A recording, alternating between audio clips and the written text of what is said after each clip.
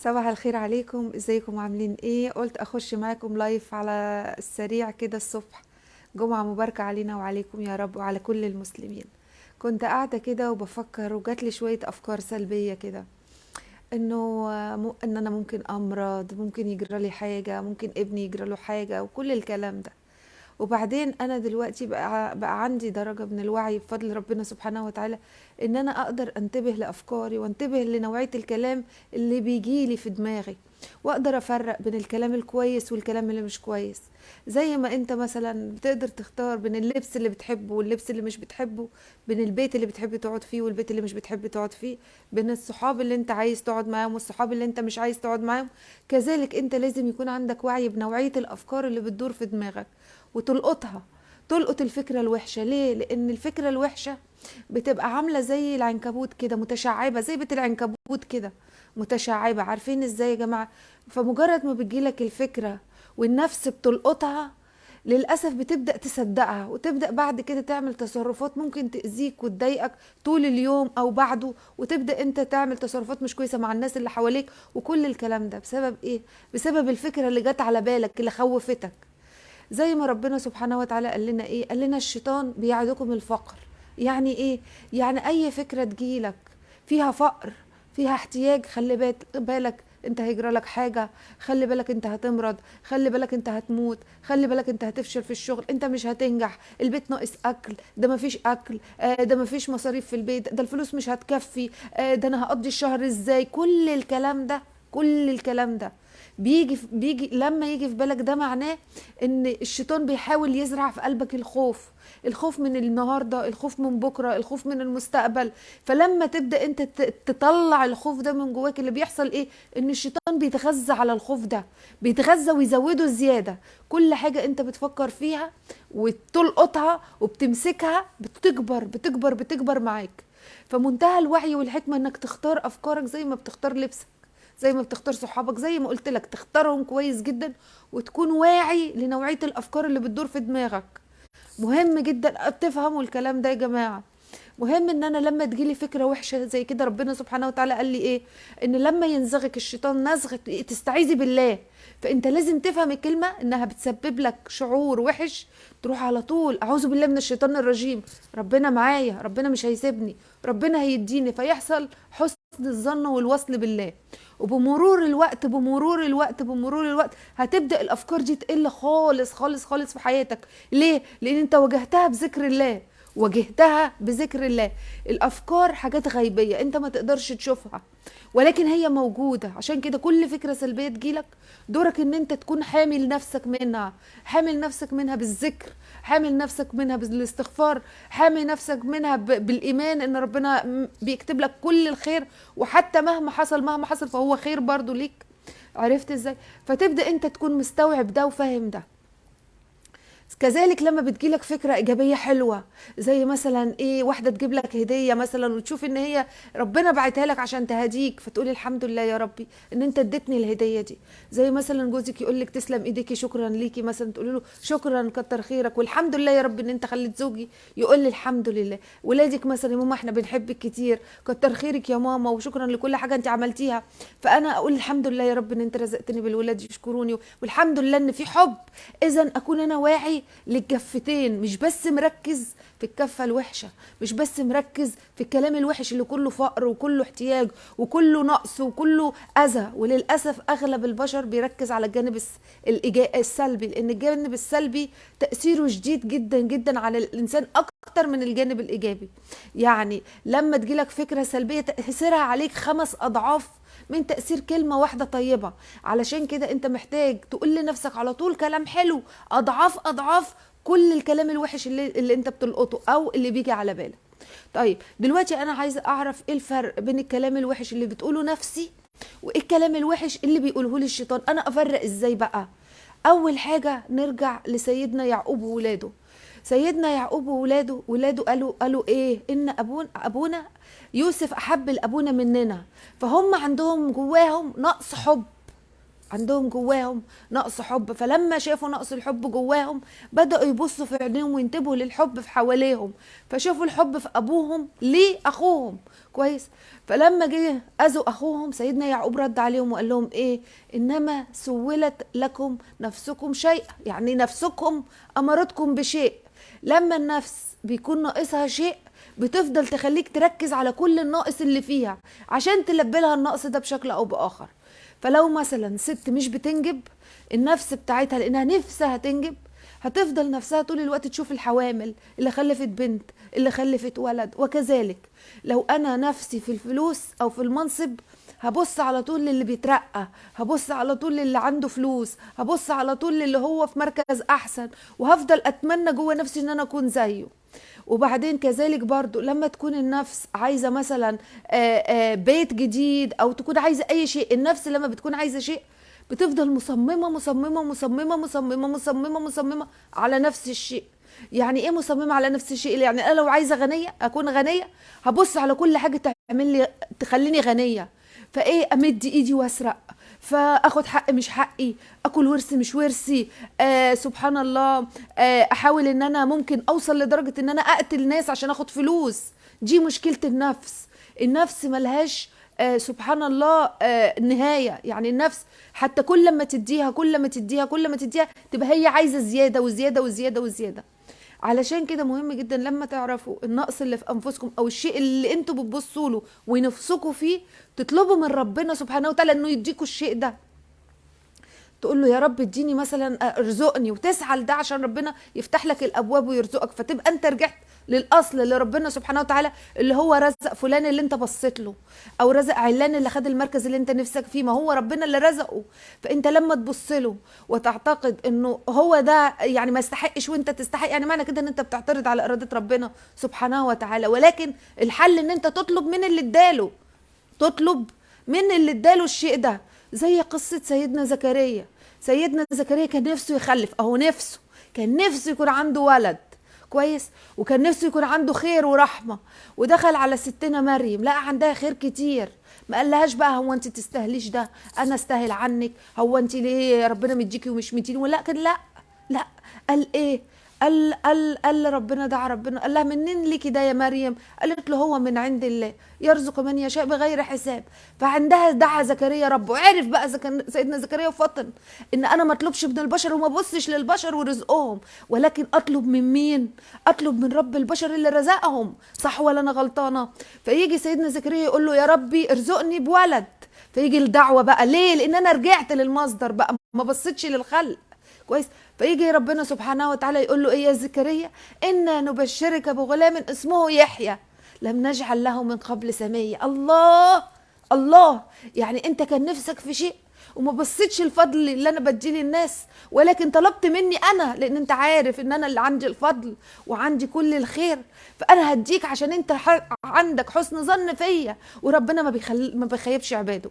عشان كده مهم جدا ندعي. الدعاء مهم جدا جدا جدا، اننا ندعي ربنا باللي ناقص في نفسنا، لان نفسنا احنا ما نقدرش عليها.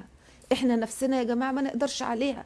نفسنا طول ما انت بتديها هي عايزه زياده عايزه زياده عايزه زياده، ومهما وصلت فيها من انك تديها هتهلك نفسك وهتهلك عقلك وهتهلك جسمك ومش هتشبع. لازم نفهم كده. عشان كده مهم جدا ان احنا لما نيجي ندعي ونشوف حاجه نفسنا فيها، يعني انا نفسي اكون داعيه كبيره قوي لربنا سبحانه وتعالى في الحياه دي، فانا ما بصش مثلا للشيخ الشعراوي والشيخ الشعراوي بقى كده ليه، ولا بصش مثلا لمصطفى حسني ومصطفى حسني ازاي بقى كده، واقعد اهري وانكت في نفسي. ولكن اعمل ايه؟ اطلب من ربنا سبحانه وتعالى يا رب ارزقني العلم والحكمه ان انا اكون قناه ليه رب ليك في الارض دي، ان انا اقدر ابلغ كلمه ولا ابلغ حاجه تفيد ناس زي ما انا استفاد وهم يستفادوا. خليني يا رب كده، فانا اكون رجعت للمصدر، والمصدر بيديني. المصدر ما دام دعيت حق على الله دعوتك هتستجاب، ده حق. ادعوني استجب لكم، ده حق يا جماعه، ما فيهوش هزار، ما فيهوش هزار. ولكن الاغلب بيعمل ايه؟ بيبص للي حواليه، وكل ما انت بتبص هتحس بالنقص زياده، وكل ما انت عينك في رزق الاخرين كل ما هتحس بالنقص زياده، وكل ما هنا بقى هيظهر لك مين؟ الشيطان بقى ويكون لك قرين، فتطلع لك بقى مشكلة تانية وانت في غنى عنها. عرفت ازاي؟ المشكلة التانية بقى ايه؟ ان الشيطان هيشوف عدم رضاك، وهيشوف عدم يعني ايمانك بربنا سبحانه وتعالى. عن طريق ايه؟ ممكن عن طريق كلامك، انك تتكلم تقول ده شوف دوت عامل ده ما يستاهلش، ده مش عارفه ايه، وانت جوه قلبك حاقد عليه انه عنده فلوس، او حاقد انه عنده علم، او كذا او كذا او كذا. فيجي الشيطان يبدا بقى يشتغل عليك في النقطه دي، يبدا يعمل ايه؟ يرمي لك الكلام بقى، فانت تصدقه لان نفسك اساسا عايزه الشيء ده. عرفتوا ازاي؟ زي مثلا واحده يكلمها يقول لها ايه؟ يقول لها ائذي العيل ده، وهي تكون ما بتخلفش مثلا. عرفتوا ازاي؟ يقول لها ائذي العيل ده انا مش عارفه، هو ربنا رزقه، هو ابنهم يعني، وهم مهملين فيه وكذا وكذا، ما يستحقوش مثلا. او يقول لها مثلا اذيهم عشان هم ما يستحقوش الواد، والكلام ده الشيطان كلامه كتير. عرفتوا ازاي؟ فهي جوه نفسها يكون نفسها تجيب عيل، فتبدا تقول لها ايه مثلا؟ هاتي الولد يقعد عندي، انا بحبه، انا بحب الاطفال، الكلام ده كله، وتاخد الولد وتقعده عندها وتفضل تقرص الولد، او مثلا تبص له نظره حقد، او مثلا كذا كذا، لان النفوس وحشه. النفوس وحشه يا جماعه، واحنا ما نعلمش النفوس، انما اللي يعلم النفوس هو ربنا سبحانه وتعالى. عشان كده ربنا قال قل اعوذ برب الناس ملك الناس اله الناس من شر الوسواس الخناس الذي يوسوس في صدور الناس، لان اللي في صدور الناس الوحيد اللي اعلم بيه ربنا سبحانه وتعالى. فاذا بيجي دور الشيطان الجميل بقى، يجي يقول لك ايه؟ يقول لك مثلا ايه؟ ده شوف دوت عنده فلوس وانت مش عندك. المفروض انت تلقط بقى انه بيحرك عندك الحته اللي عندك دي، اللي هي حته اللي ايه؟ ان انت نفسك في الفلوس. فتبدا انت تعمل ايه؟ تستعيذ بقى، تفتكر استعيذ بالله من الشيطان الرجيم، لا اعوذ بالله من الشيطان الرجيم. الفكره دي ما بتخدمنيش. ليه بقى ما بتخدمنيش؟ لان نتيجه الفكره دي هتسبب عندي حقد جوايا، والحقد اللي جوايا يخليني اعمل تصرفات مش كويسه، ويخليني اذي الناس واذي اللي حواليا. يبقى انا اخدت الفكره، وبدل ما اخد الفكره واشتغل على نفسي، وانا اشتغل واعمل فلوس، وانا احمد ربنا على الرزق اللي عندي، وانا اللي اعمل كل الخير، ابدا انا اعمل الشر واوزعه للي حواليا، فكون انا قناه لابليس في الارض للشر. ولا هو ابليس مش موجود بشكله؟ هو ابليس مش موجود بشكله. الابليس بيجند الناس بالطريقه دي، انه يعرف نقاط ضعف نفسهم، يبدا يشتغل على نقاط الضعف بتاعت نفسهم دي، علشان هم يصدقوا ان دي هي هم كويس، ويبداوا يعملوا تصرفات تاذي نفسهم وتاذي الاخرين، ويبقوا هنا عملوا ايه؟ ظلموا نفسهم. ظلموا نفسهم باتباعهم الكلام اللي مش مظبوط، اللي مش كويس، وما اتبعوش الكلام اللي ربنا قالك عليه، اللي هو قالك ايه؟ قالك لما تحس بنقص في نفسك ادعي ربنا يكمل لك النقص ده، لان الطبيعي ان كلنا فينا نقص بشكل او باخر. حتى اغنياء الدنيا، حتى اكتر واحد متدين، حتى اكتر واحد، كلنا مفيش حد كامل الا ربنا سبحانه وتعالى. فتيجي انت تطلب من ربنا يكمل لك هذه النفس وتنمو في الحياه، وحته من هنا وحته من هنا وحته من هنا وحته من هنا، تلاقي نفسك ارتقيت بهذه النفس، بدل ما تسحبك النفس الاسفل سافلين وتقعد في شعور كله حقد وشعور كله غل، وتبدا تعمل كلام مش كويس، وتبدا تمد ايدك او تعمل تصرفات مش كويس او كذا وكذا. لا، ترتقي بنفسك بقى، تكون اكتر رحمه، اكتر سلام، اكتر تسامح، تعرف تفرق بين الكلام الكويس اللي يساعدك ان انت تكون كويس، وبين الكلام الوحش. الكلام اللي جواك هو اللي هيجذب لك اللي بره.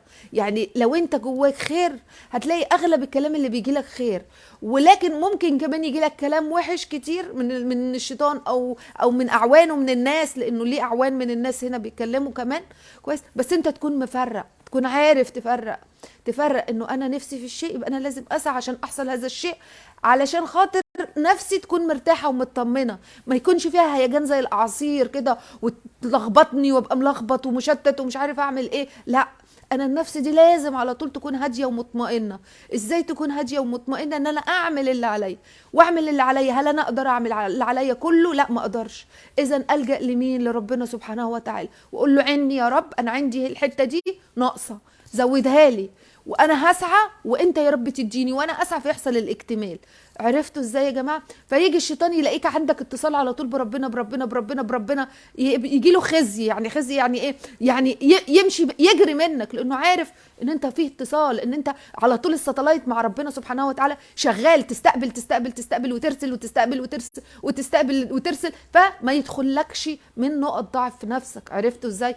والمشكله ان الشيطان كمان يعني هو هيسيبك؟ لا، مش هيسيبك يكون بينك وبين ربنا اتصال على طول، ولكن هيدخل لك باشكال اخرى. الاشكال الاخرى اللي هم ايه؟ الناس اللي حواليك، باباك، مامتك، اختك، زوجك، ولادك، سبحان الله زمايلك في الشغل، ناس في الشارع ما تعرفهمش، فهتلاقيهم برضو متوسوس ليهم عشان يأذوك.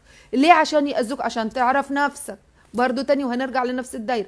وليه مهم ان انت تعرف نفسك؟ عشان تفهمها وتزكيها وتطلب من ربنا انه يصلح نفسك وترجع تمشي وتعدل في الحياة، وهكذا. اذا مهم نفهم ان حتى الشيطان استخدمه انه يساعدك في طريقك لربنا سبحانه وتعالى. يعني حتى الشيطان اللي هو ابليس نفسه هو بيرشدك بشكل او باخر ان انت ازاي توصل لربنا من غبائه. عرفتوا ازاي يا جماعه؟ لانه الشيطان كده ضعيف. فهرجع اقول لكم تاني ان مهم جدا يكون عندك وعي بنوعيه الافكار اللي بتدور في دماغك واللي في نفسك. بص لنفسك وهتلاقي نفسك هي اللي بتشغل افكارك، وافكارك هو اللي بيعمل سلوكك، وسلوكك لو كان بيأذي وقف السلوك ده وارجع للفكره اللي جوه نفسك. ارجع لجوه، غير جوه، ارجع جوه. انا ايه اللي جوه محتاجه اغيره؟ ايه اللي جوه محتاج ان انا اشتغل عليه؟ انا عندي فقر في الفلوس، يبقى انا لازم اشتغل زياده واحمد ربنا على اللي هيجيلي ايا كان اللي هيجيلي، لان انا عارف ومتاكد ان انا ربنا بيبص لي وشايفني انا هتصرف ازاي، هيشوفني انا راضي ولا مش راضي، هيشوفني انا قابل ولا مش قابل. وكل حاجه بتبدا بتدرج. يعني ايه بتدرج؟ يعني هيديك سنه كده. يعني مثلا انا امبارح واحده صاحبتي جت من الكويت، كويس، وبعدين انا بقالي فتره يعني ايه واخده الحياه كده كانها ايه، يعني بقالي فتره يعني تقريبا شهرين 3 كده واخده الحياه كده انها كل شيء بيجي لي والحمد لله وتمام وكذا، فنسيت اذكر ربنا واشكر النعم. فربنا عمل ايه سبحانه وتعالى؟ واحده صاحبتي جت من الكويت امبارح وجايبه لي شنطه فيها شويه كريمات وحاجات زي كده، يعني للبشره وللجسم وكلام زي كده، كويس. فانا خدت الحاجه وحطيتها في العربيه وشكرا يا حبيبتي وكتر خيرك وكذا، ولكني لم استشعر الشكر. نفسي لم تستشعر الشكر للشيء اللي جاي لي، لانها هي مش هي اللي جايباه، هي كانت وسيط من ربنا سبحانه وتعالى ليا. يعني ربنا اداها كلمه في ودنها، قال لها هاتي لدينا وانتي نازله شنطه الكريمات واديها لها. ده نوع من انواع الهدايا اللي ربنا سبحانه وتعالى اللي بيديها للانسان، ولكن الانسان ما بينتبهش بالحاجات دي. والانسان يعمل ايه؟ ربنا يشوفك بقى انت بتشكر في الصغير ولا مش بتشكر، ولا نسيت تشكر. المهم فانا استوعبت، قلت مين اللي جايب لي الهديه دي؟ هبه صاحبتي. مين قال لهبه تجيب لي الهديه دي؟ ربنا. هي كانت في المحل ماشيه وشافت الهديه دي، وربنا بعت لها صوت قال لها هاتي لدينا الهديه دي. عشان دينا تعمل ايه؟ عشان دينا تتذكر الشكر وتعرف ان ربنا مش نسيها، وتعرف ان الارزاق بتيجي باشكال مختلفه، وتعرف انه ربنا جاي يقول لها يا دينا انا فاكرك وببعتلك فتشكري. انت نسيتي تشكري بقالك فتره، فارجع تاني اشكر واذكر واقول الحمد لله يا رب انك اديتني، والحمد لله انك بعتلي، والحمد لله انك سخرت ليا انسانه تدي من وقتها وتدي من فلوسها وتدي من شعورها ليا. دي حاجه عظيمه، دي حاجة عظيمة. فلازم ما تبدأ تشكر الصغير يجيلك بقى الكبير. ليه بقى؟ لانك انتبهت للكلام الحلو، انتبهت للحاجات اللي ربنا سبحانه وتعالى بيبعتها لك. مش عايش وتألف النعمة. ما تألفش النعمة، لان انت كل ما انت بتبص للنعم هتحس ان انت غني، هتحس ان عندك حاجات كتير، هتحس ان ربنا بيديكم مش سايبك، انه موجود، انه شايفك. ولما تجيلك حاجة زي كده قول له الحمد لله والشكر يا رب. ايه الكويس اللي انا عملته؟ يمكن عشان جات لي بسبب الهدية دي، ولكن ربنا سبحانه وتعالى بيرزق من غير سبب، مش عشان انت عملت حاجه ولا اي حاجه، ولكن عشان ربنا يقول لك انا فاكرك.